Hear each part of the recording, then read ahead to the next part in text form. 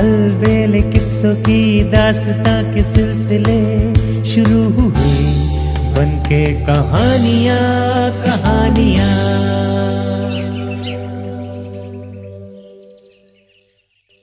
आइए सुनते हैं आज की कहानी, विश्वास का मूल्य। बहुत समय पहले की बात है। कंचनपुर पर राजा रणविजय का शासन था। एक दिन उनके दरबार में एक किसान आया। वो देखने में गरीब मालूम पड़ता था। उसने राजा को सिर झुकाकर अभिवादन किया और फिर अपनी पगड़ी में से एक चमकीली मणि निकाली। राजा को मणि देते हुए बोला, महाराज, मैं गरीब किसान हूं। मेहनत मजदूरी करके अपने परिवार का पालन पोषण करता हूं। आज सुबह जब मैं खेतों पर काम करने जा रहा था तो ये मणि मुझे रास्ते में पड़ी हुई मिली। ये बहुत कीमती मणि है। मैं ये सोचकर आपके पास आया हूं कि मुझे गरीब किसान के लिए ये किस काम की, इसको आपके खजाने में होना चाहिए। इतना कहने के साथ ही उस गरीब किसान ने वो मणि राजा को दे दी। राजा ने किसान को वहीं बैठने को कहा और स्वयं तल्लीनता से मणि को उलट पलट कर देखने लगा। मणि को गौर से देखकर वो सहसा मुस्कुराया। राजा के मुस्कुराने का रहस्य किसान की समझ में न आया। तत्पश्चात मणि को दरबारियों ने बारी बारी देखा। देखकर सभी कानाफूसी करने लगे। दरअसल किसान जिसको कीमती मणि कह रहा था वो मणि न होकर चमकीला पत्थर था। निसंदेह वो मणि बहुत कीमती है। इसकी कीमत तो हम भी नहीं आंक सकते। राजा ने किसान की ओर देखते हुए कहा। राजा की बात पर किसान धीरे से मुस्कुराया। राजा की बात सुनकर सभी दरबारी असमंजस में पड़ गए। उन्हें आश्चर्य भी बहुत हुआ, लेकिन किसी को भी कुछ कहने का साहस न हुआ।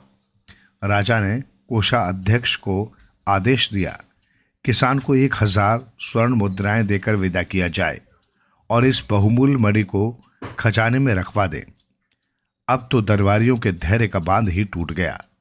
एक मंत्री राजा के पास आया और धीरे से कहा कि महाराज, आप किसान को 1000 स्वर्ण मुद्राएं न दें, क्योंकि ये मणि न होकर एक पत्थर है और इसकी कीमत चंद स्वर्ण मुद्राओं से अधिक नहीं है।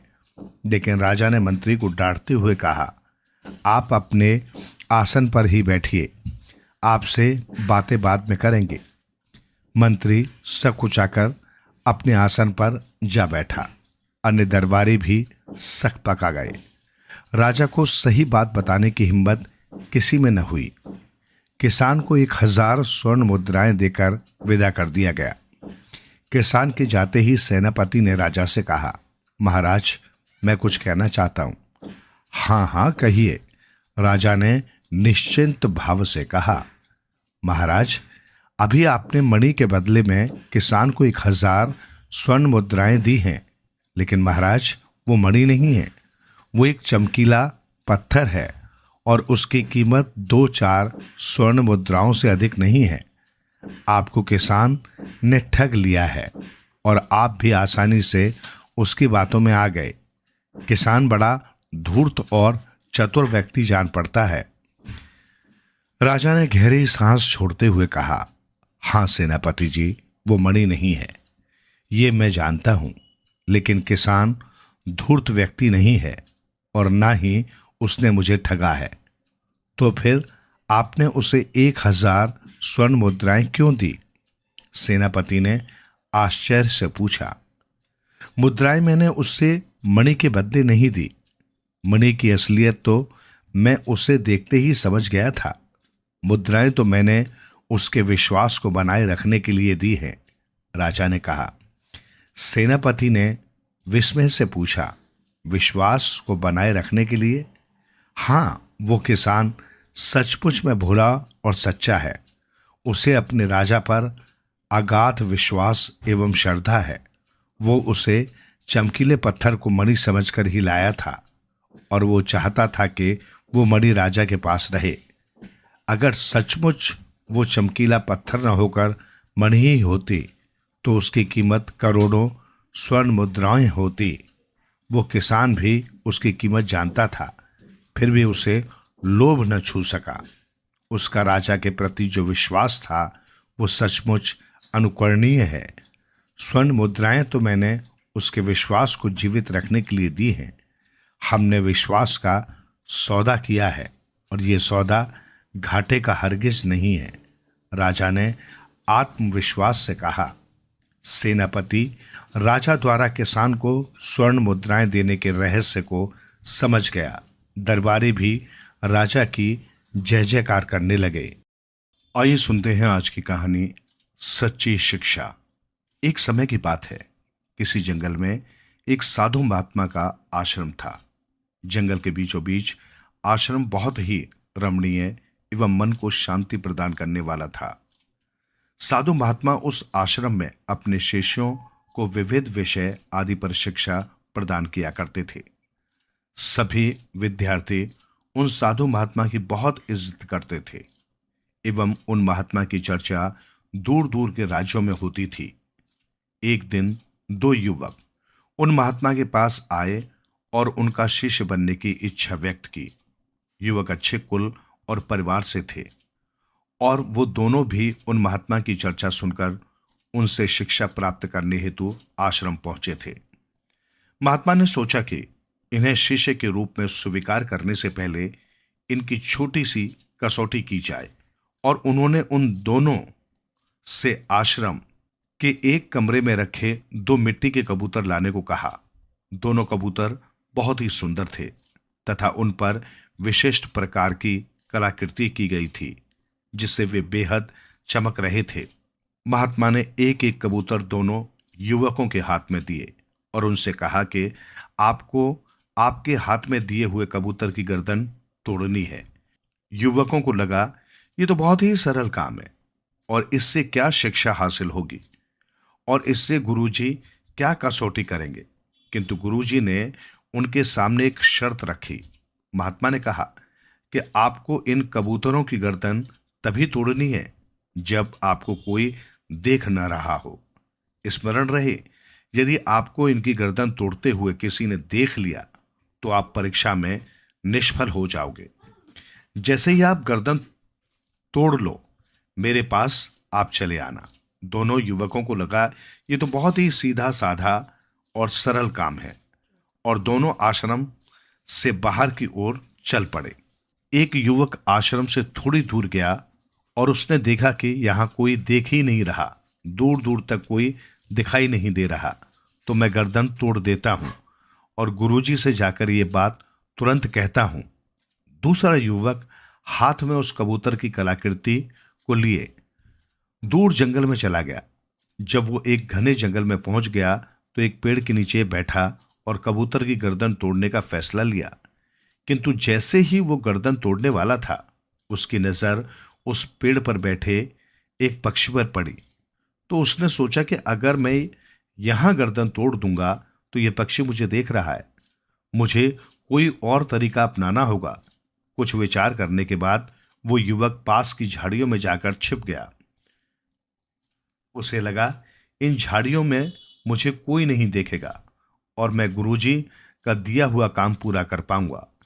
किंतु उसने देखा कि झाड़ियों में छोटे छोटे कीट पतंगे और मक्खियां थी, तो वो भी उसे देख रही हैं। ये सोचकर वो झाड़ियों में भी कबूतर की गर्दन नहीं तोड़ पाया। कुछ समय विचार करने के पश्चात उसे एक उपाय सूझा। उसने एक गड्ढा खोदा और उस गड्ढे में बैठ गया।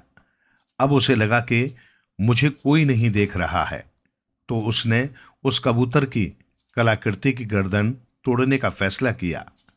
किंतु उसे एक विचार आया कि अगर मैं इस कलाकृति की गर्दन तोड़ दूंगा तो इस कलाकृति में जो आंखें बनी हैं वो मुझे देख रही हैं, और यही सोचकर उसने उस कलाकृति पर एक कपड़ा डाल दिया।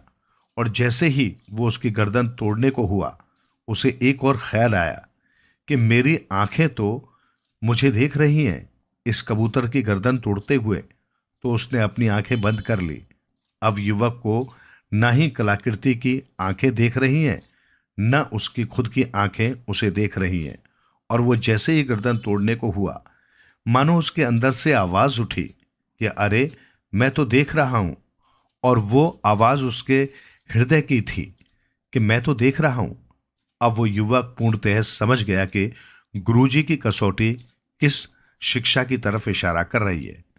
वो युवक उस कबूतर की कलाकृति को लेकर गुरुजी के पास पहुंचा और उनसे कहा, क्षमा कीजिए गुरुजी, मैं आपकी दी हुई कसौटी पूरी नहीं कर पाया, क्योंकि हर समय कोई न कोई मुझे देख ही रहा था।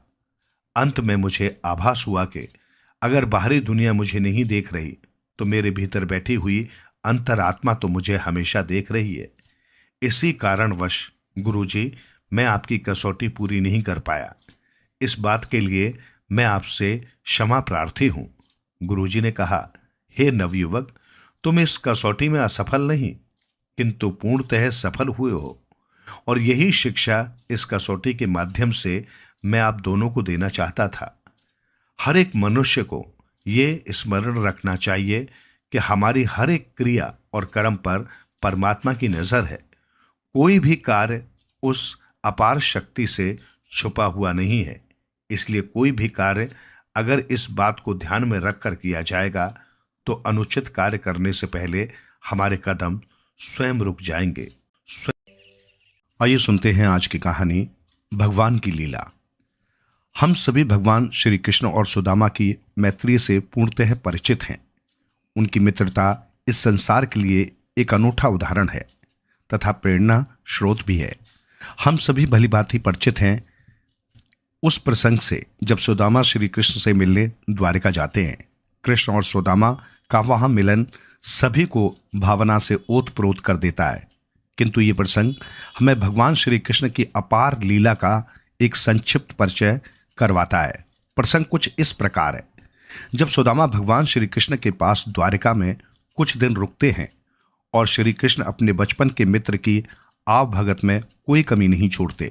दोनों मित्र घंटों अपने बचपन की और गुरु संदीपनी ऋषि के आश्रम में बिताए हुए समय की स्मृतियों पर चर्चा करते हुए कभी हंसते हैं तो कभी कभी भाव विभोर भी उठते हैं। भगवान श्री कृष्ण भी अपने मित्र के साथ अधिक से अधिक समय बिताते हैं। बड़े आनंद और उत्साह के साथ दोनों का समय व्यतीत होता है। सुबह साथ में नदी किनारे स्नान करने जाना, भोजन करना, अन्य जगहों पर विचरण करना और शेष समय में एक दूसरे से बातें करना, मानो यही अब उनकी दिनचर्या बन गई थी। एक दिन नदी में स्नान करने जाते समय सुदामा ने श्री कृष्ण से एक प्रश्न पूछते हैं कि हे कृष्ण, ये संसार तुम्हें मायावी कहता है, लीलाधर कहता है, कुछ लोग तो तुम्हें जादूगर भी कहते हैं, तो मुझे भी तुम्हारी माया का दर्शन करना है। इस पर श्री कृष्ण ने जवाब दिया कि समय आने पर अवश्य ऐसा होगा, किंतु अभी हमें शीघ्र स्नान करके महल जाना चाहिए, क्योंकि मेरी रानियों ने आज हमारे लिए विशिष्ट व्यंजन बनाए हैं और मुझे बहुत भूख लगी है। जब दोनों मित्र नदी किनारे पहुंचे और स्नान की तैयारी करने लगे, तब श्री कृष्ण ने सुदामा से पूछा कि तुम्हें याद है, गुरु आश्रम में जब हम नदी किनारे स्नान करने जाते थे तब एक शर्त लगाते थे कि नाक बंद करके पानी में डुबकी लगाएंगे और जो अधिक समय तक पानी में रहेगा वो शर्त जीतेगा तथा हारने वाले को जीतने वाले की पूरे दिन हर बात माननी होगी। तुझे याद है या तू भूल गया? इस पर सुदामा ने उत्तर दिया, कैसी बात कर रहे हो कृष्ण, मैं आज भी सुबह अपने गांव में नदी में स्नान करने जाता हूं और यदि हम शर्त लगाएंगे तो मुझे विश्वास है कि मैं शर्त जीत लूंगा। इस पर दोनों ने शर्त लगाई कि नाक बंद करके दोनों एक साथ पानी में डुबकी लगाएंगे और जो अधिक समय तक पानी में रहेगा वही विजेता होगा। दोनों मित्रों ने अपनी नाक बंद की और पानी में डुबकी लगाई। जैसे ही सुदामा ने पानी में डुबकी लगाई, उन्होंने देखा कि उनकी आंखों के सामने एक सुंदर नगर है। उस नगर में लोग नाच रहे हैं, इधर उधर भाग रहे हैं तथा एक हाथी है जिसकी सूंड में तांबे का कलश है।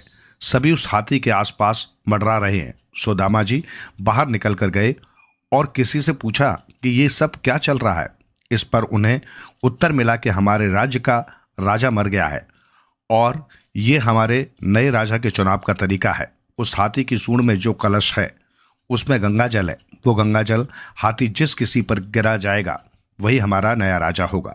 इतनी ही देर में वो हाथी ही सुदामा के पास आया और उसने गंगा जल सुदामा पर गिरा दिया। सभी लोग उल्लास में जोर जोर से चिल्लाने लगे, नए राजा की जय हो, नए राजा की जय हो। सुदामा ने कहा, अरे भाई, मैं एक ब्राह्मण हूं, मुझे इस राजपाट से क्या काम।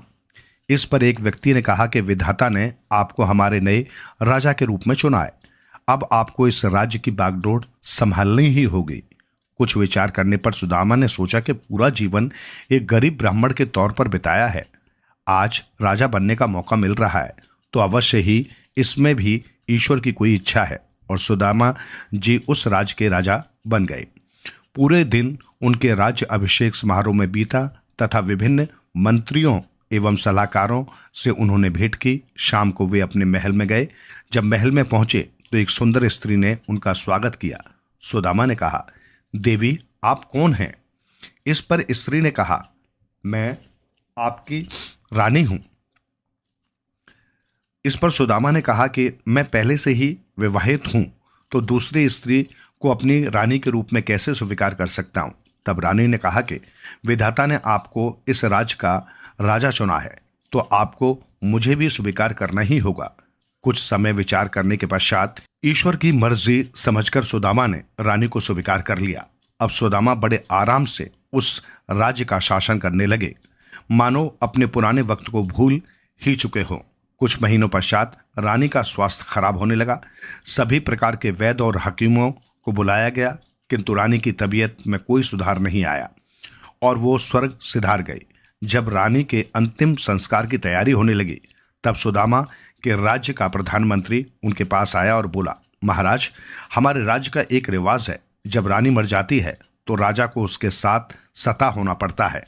सुदामा ने कहा, यह कैसा रिवाज है? मैं इस रिवाज को नहीं मानता। मंत्री ने कहा, महाराज, आपको हमारे राजा बनने का रिवाज पसंद आया था और आप राजा बने, अब ये रिवाज भी आपको निभाना होगा। सुदामा बहुत घबराए और वहां से भागने लगे। मंत्री के कहने पर सिपाहियों ने उन्हें पकड़ा। 2 सिपाहियों ने हाथ पकड़े और 2 सिपाहियों ने पैर तथा रानी की जलती चिता के सामने 1, 2, 3 करके उन्हें जलती चिता में फेंका। सुदामा जोर से चिल्लाने लगे, कृष्ण बचाओ, और एकदम से पानी से बाहर निकले। अत्यंत घबराए हुए और लाल मुख से उन्होंने श्री कृष्ण की तरफ देखा, जो स्नान कर चुके थे और एक वस्त्र से अपना शरीर सुखा रहे थे। सुदामा को देखकर उन्होंने कहा कि कितनी देर से तुम नदी में थे? मैं मानता हूं कि मैं शर्त हार गया, अब जल्दी चलो, मेरी रानियां भोजन पर हमारा इंतजार कर रही होंगी। सुदामा ने हाथ जोड़कर पूछा, हे कृष्ण, ये सब क्या था? इस पर एक हल्की सी मुस्कान के साथ श्री कृष्ण ने उत्तर दिया कि अभी थोड़ी देर पहले ही तुमने कहा था ना, मुझे तुम्हारी माया के दर्शन करने हैं, तो मैंने तुम्हें थोड़े से दर्शन करवा दिए। कभी और वक्त मिलेगा तो पूरा दर्शन करवा दूंगा, किंतु अभी हमें चलना चाहिए। सुदामा जी आश्चर्यचकित मुद्रा में नदी में खड़े रह गए और श्री कृष्ण को प्रणाम करते हुए कहा, आपकी लीला का कोई पार नहीं है। धन्य हैं आप और धन्य हूं मैं, जिसके पास आप जैसा मित्र है। आइए सुनते हैं आज की कहानी, अनोखा दहेज। बहुत समय पहले की बात है। किसी नगर में शेर सिंह नामक एक बहादुर राजपूत रहता था। अपनी जिंदगी में उसने अनेक लड़ाइयों में अपने जौहर दिखलाए थे और कई युद्ध भी जीते। अब उसका अंतिम समय निकट आ गया था और वो मौत की आखिरी घड़ियां गिन रहा था। उसके बेटे अजय सिंह और अजीत सिंह उसके बिस्तर के पास खड़े थे। कुछ दिनों पश्चात शेर सिंह चल बसा। सारी जिम्मेदारी अजय सिंह के ऊपर आ गई। अजय सिंह अपने छोटे भाई अजीत सिंह को बहुत चाहता था। उसे अपने भाई पर गर्व था, मगर अजय की पत्नी अजीत को उतना पसंद नहीं करती थी। उसका विचार था कि अजीत को खेती के काम में अजय की मदद करनी चाहिए। वो सोचती कि सारा काम उसके पति को ही क्यों करना पड़े। एक दिन अजीत सिंह लौटकर घर आया और भाभी से खाना मांगने लगा। उसकी भाभी ने चिल्लाकर कहा, रसोई में जाकर निकाल क्यों नहीं लेते? तुम्हारे सारे काम मैं ही क्यों करती फिरूं? अजीत ने कुछ जवाब नहीं दिया। वो चुपचाप रसोई घर में गया और खाना निकालकर अकेले ही खाने बैठ गया। उस दिन उसकी भाभी ने उसके खाने में जानबूझकर नमक नहीं डाला था। जो ही उसने पहला कौर मुंह में रखा, मुंह का स्वाद बिगड़ गया। अजीत ने पूछा। क्यों भाभी, क्या कारण है जो आज आपने खाने में नमक ही नहीं डाला? कितना बेस्वाद लग रहा है। मैं कोई तुम्हारी रसोइया हूं? अगर तुम्हें नमक डाला हुआ सुस्वाद खाना चाहिए तो जाकर सांभर की राजकुमारी से शादी क्यों नहीं कर लेते? उसकी भाभी ने जवाब दिया। अजीत सिंह ने कहा, तो आप ये चाहती हैं? अच्छी बात है, मैं ऐसा ही करने जा रहा हूं। मैं सौगंध लेता हूं कि सांभर की राजकुमारी से शादी करने के बाद ही घर लौटूंगा। राजमहल में पहुंचकर उसने राजा से निवेदन किया, महाराज, मैं आपके दरबार में नौकरी करने आया हूं। राजा ने अजीत सिंह की ओर देखा। अजीत सुंदर, सुडौल और ताकतवर नवयुवक था। राजा को एक ही नजर में भा गया। अजीत के बोलने चालने का ढंग भी सभ्य और शिष्ट था। राजा ने उसे अपना अंगरक्षक नियुक्त कर लिया और रहने के लिए महल के पास ही एक मकान भी दे दिया। नौकरी पाकर अजीत बहुत प्रसन्न था। एक दिन सांभर का राजा ढेर सारे लोगों को साथ लेकर शिकार खेलने निकला। घोड़े पर सवार वो इतनी तेजी से चला कि अजीत सिंह के अलावा और कोई भी उसके साथ न दे सका। राजा और अजीत तरह तरह के जानवरों का पीछा करते हुए जंगल में बहुत दूर निकल गए। अब तक राजा बहुत थक गया था। वो सुस्ताने के लिए एक पेड़ के नीचे बैठ गया। थोड़ी ही देर में उसे नींद आ गई। जंगल में बहुत से खतरनाक जंगली जानवर थे, इसलिए अजीत सिंह तलवार म्यान से निकालकर राजा की पहरेदारी करने लगा। अचानक सामने की झाड़ियों में से एक चीता निकला। राजा की नींद खुल गई। वो उठकर बैठ ही रहा था कि चीते ने उसकी ओर छलांग लगा दी, मगर अजीत सिंह बला की फुर्ती से झपटा और चीते से भिड़ गया। दोनों जान की बाजी लगाकर लड़ने लगे। थोड़ी देर की भयानक लड़ाई के बाद अजीत सिंह ने चीते को मार गिराया, लेकिन उसके मरते ही खुद बेहोश होकर जमीन पर गिर पड़ा। कई दिन तक अजीत की हालत में कोई सुधार नहीं हुआ। लोग ये सोचने लगे कि वो बचेगा नहीं। राजा रानी उसे बहुत चाहने लगे थे। उन्हें अजीत सिंह की बड़ी चिंता थी। उनके अलावा राजकुमारी को भी उसकी उतनी ही फिक्र होने लगी थी, क्योंकि इतने दिनों में उसे भी अजीत से प्यार हो गया था। कुछ दिन बाद अजीत स्वस्थ हो गया। चारों ओर खुशी की लहर सी दौड़ गई। एक दिन राजा ने अजीत सिंह को अपने पास बुलाकर कहा, अजीत, मुझे बचाने के लिए तुमने अपनी जिंदगी की बाजी लगा दी। इसके लिए मैं तुम्हें किस तरह धन्यवाद दूं, समझ में नहीं आता। अजीत ने जवाब दिया, महाराज, मैंने तो अपना कर्तव्य निभाया है। मैं तो भविष्य में भी खुशी से ऐसा करने को तैयार हूं। अपने बहादुर अंगरक्षक की बात से राजा बहुत प्रसन्न हुआ। वे बोले, तुम्हें ये जताने को कि मैं और महारानी तुम्हें कितना चाहते हैं, हमें सिर्फ एक ही उपाय नजर आता है कि हम तुम्हारे साथ राजकुमारी की शादी कर दें। क्या तुम्हें ये मंजूर होगा? महाराज, ये मेरे लिए बड़े सम्मान की बात है। आपकी इस कृपा के लिए मैं आपका बहुत आभारी हूं। राजकुमारी से विवाह करना मेरे लिए सौभाग्य की बात होगी, अजीत सिंह ने जवाब दिया। मगर तभी अजीत सिंह ने राजा के पास आकर एक विचित्र निवेदन किया, महाराज, मुझे सोना, चांदी और आभूषण कुछ नहीं चाहिए। दहेज में मैं सिर्फ एक चीज चाहता हूं। क्या चीज चाहते हो? राजा ने चकित होकर पूछा। अजीत सिंह ने उत्तर दिया, महाराज, अगर आप मुझे सांभर नामक से लदे हुए 100 ऊंट दहेज में दे दें तो आपका बड़ा ही आभार मानूंगा। इस अजीब मांग से राजा और रानी दोनों ही बड़े चकित हुए, परंतु जब अजीत सिंह ने नमक का ही दहेज लेने पर जोर दिया तो वे भी मान गए। अजीत सिंह को घर छोड़े कई वर्ष बीत चुके थे। जैसे ही अजय सिंह को पता लगा कि उसका छोटा भाई घर वापस आ रहा है, वैसे ही वो दौड़ा दौड़ा उससे मिलने पहुंचा। दोनों भाई गले मिले तो खुशी के कारण उनकी आंखें छलछला आईं। इसके बाद अजीत अपनी दुल्हन को लेकर भाभी के पास आया। भाभी के पैर छूकर उसने कहा, ये मेरी पत्नी है, सांभर की राजकुमारी। ये घर के सारे कार्यों में आपकी सहायता करेगी। इसके अलावा दहेज में मुझे इतना नमक मिला है कि जीवन भर खत्म नहीं होगा। ये सुनकर अजीत की भाभी रोने लगी। उसे वर्षों पूर्व कही गई अपनी बात पर बहुत अफसोस था। उसने बड़े ही प्रेम से राजकुमारी बहू का स्वागत किया। उसे इस बात की प्रसन्नता थी कि जो कुछ भी हुआ उसका अंत भलाई ही हुआ। आइए सुनते हैं आज की कहानी, सबसे सुखी व्यक्ति। बहुत समय पहले की बात है। जयनगर राज्य में राजा विक्रम सिंह शासन करता था। राजा को धन दौलत की कोई कमी नहीं थी। खजाना स्वर्ण मुद्राओं से भरा पड़ा था। बहुत ही सुंदर और आलीशान महल था, परंतु ये सब होने के बावजूद भी राजा प्रसन्न नहीं था। उसने प्रसन्न रहने के लिए सुख सुविधा की तमाम चीजें जुटाई। पुराने महल की जगह एक संगमरमर के पत्थरों से जड़ित महल बनवाया। महल में तमाम सुख सुविधाओं का प्रबंध किया। उसने पड़ोसी राज्य विक्रम नगर के राजा अजय सिंह की सुंदर पुत्री राजकुमारी सुकन्या से विवाह रचाया, परंतु राजा विक्रम सिंह के मन को शांति नहीं मिली। वो हमेशा इसी सोच में डूबा रहता था कि क्या उपाय किया जाए जिससे कि उसे शांति और सुख मिल जाए। धीरे धीरे समय बीतता रहा।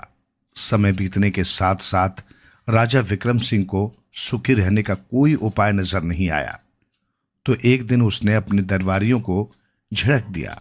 वो बोला, तुम इतने लोग दरबार में बैठे हो, तुम्हें इस बात का पता क्यों नहीं है कि मैं सुखी क्यों नहीं रह पाता हूं? आप लोग कोई उपाय क्यों नहीं बताते कि मुझे क्या करना चाहिए? राजा विक्रम सिंह को गुस्से में देखकर सारे दरबारी सहम गए थे।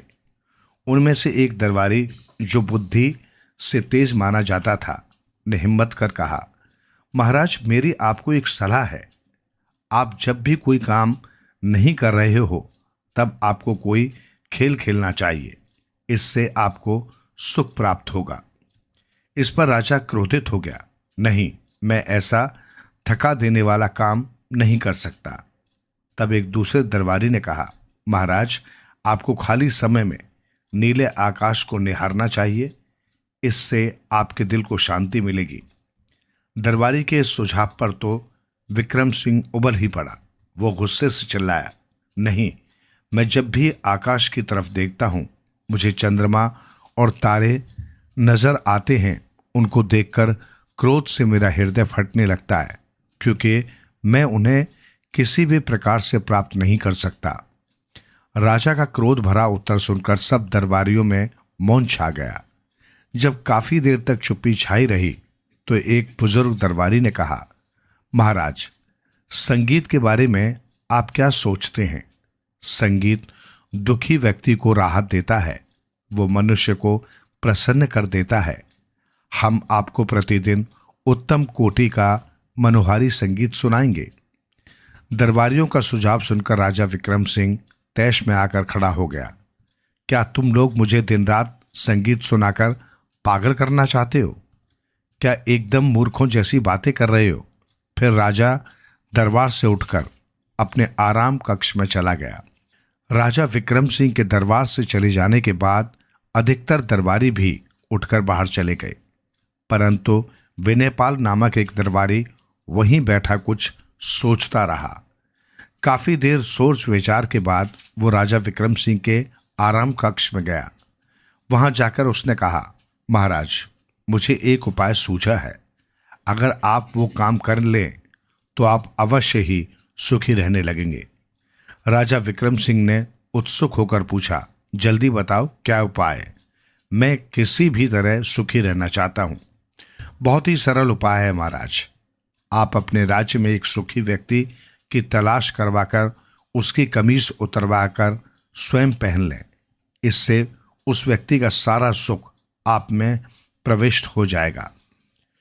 उस दरबारी का ये उपाय राजा विक्रम सिंह को बहुत पसंद आया। उसने उसी समय सेनापति को आदेश देकर राज्य की हर दिशा में सुखी व्यक्ति की तलाश में सैनिकों को दौड़ा दिया। सैनिक कई दिनों तक ऐसे व्यक्ति को तलाशते रहे जो पूर्ण रूप से सुखी हो, परंतु उन्हें कामयाबी नहीं मिली। अंत में कई दिनों की खाक छानने के बाद एक छोटे से गांव में एक व्यक्ति मिला। वो एक छोटी सी टूटी हुई झोंपड़ी के सामने बैठे मुस्कुराता हुआ गाना गा रहा था। पूछने पर उसने सैनिकों को बताया कि वो दुनिया का सबसे सुखी व्यक्ति है। सैनिकों ने उसे साथ चलने और राजा को भी अपने सुख का राज बताने को कहा। कई दिनों की यात्रा के बाद सैनिक उस व्यक्ति को लेकर राजधानी पहुंचे। वहां पहुंचकर उन्होंने इस बारे में राजा को सूचना दी। ये समाचार पाते ही राजा व्याकुल हो उठा। वो मन ही मन बुदबुदाया, अब मैं सबसे सुखी व्यक्ति बन जाऊंगा। उसने तुरंत सैनिकों को आदेश दिया कि वे उस व्यक्ति को अंदर ले आए। राजा ने पहले ही अपनी कमीज उतार ली, जिससे वो उस व्यक्ति की कमीज को तुरंत पहन सके। तभी द्वार खुला और वो व्यक्ति उसमें प्रविष्ट हुआ। राजा ने कहा, आओ दोस्त, जरा अपनी कमीज उतारकर मुझे दो। इस पर वो व्यक्ति मुस्कुराया और राजा के पास खड़ा हो गया। हाय, ये क्या? राजा ने उसे देखा तो वो आश्चर्य में पड़ गया। दुनिया के सबसे सुखी व्यक्ति के तन पर कोई कमीज ही नहीं थी। वो निहायत गरीबी और अभाव में भी खुश था। अब राजा की समझ में आ गया कि सुखी होने के लिए धन दौलत और वैभव की जरूरत नहीं होती।